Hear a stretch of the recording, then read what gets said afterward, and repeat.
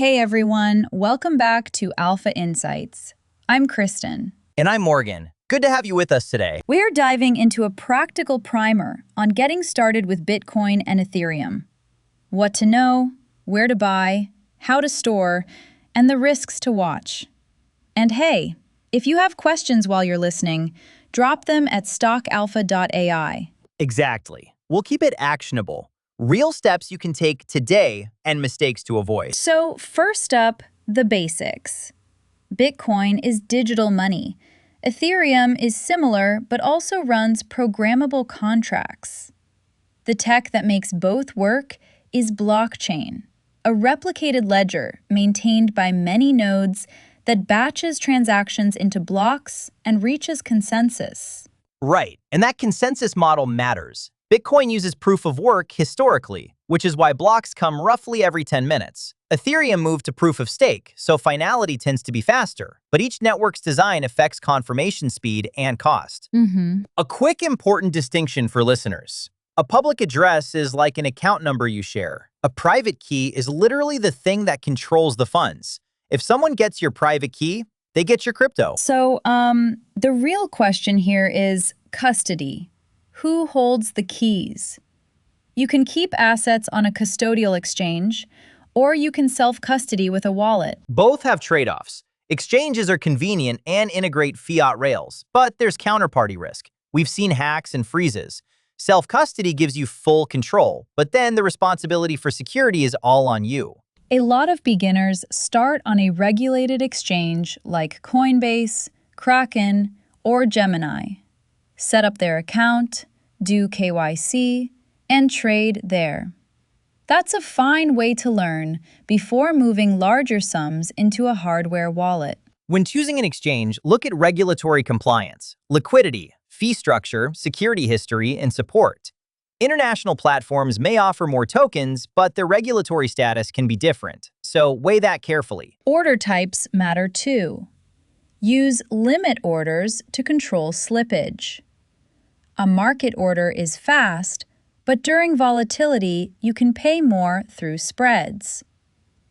For example, a $1,000 market buy might cost you 0.5% in fees plus extra spread. So those costs add up. Now, wallets. There's custodial wallets on exchanges, hot software wallets like MetaMask, and hardware wallets like Ledger or Trezor.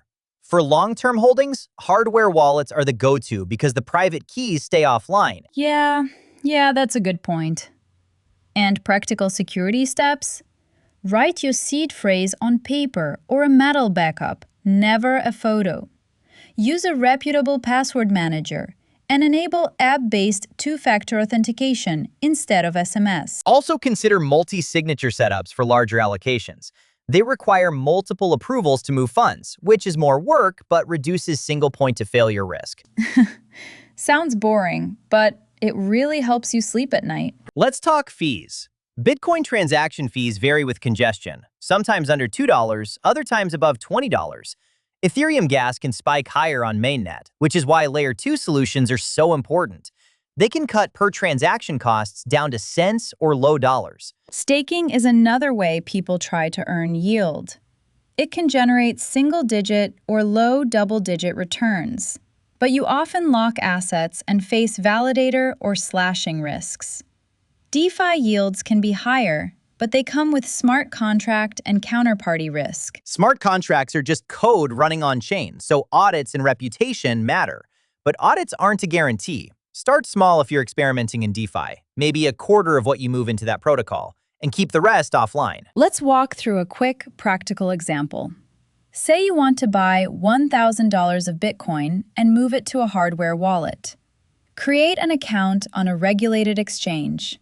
Fund it by bank transfer. Place a limit order to avoid paying too much. Then set up your hardware wallet offline and withdraw when network fees are reasonable. If your order fills at $50,000 per Bitcoin, you'd get 0.02 Bitcoin before fees. Expect trading fees, maybe 0.5%, and an on-chain transfer fee that varies. Timing withdrawals when block demand is low can save you money. Another scenario. Use $200 of Ethereum to try DeFi.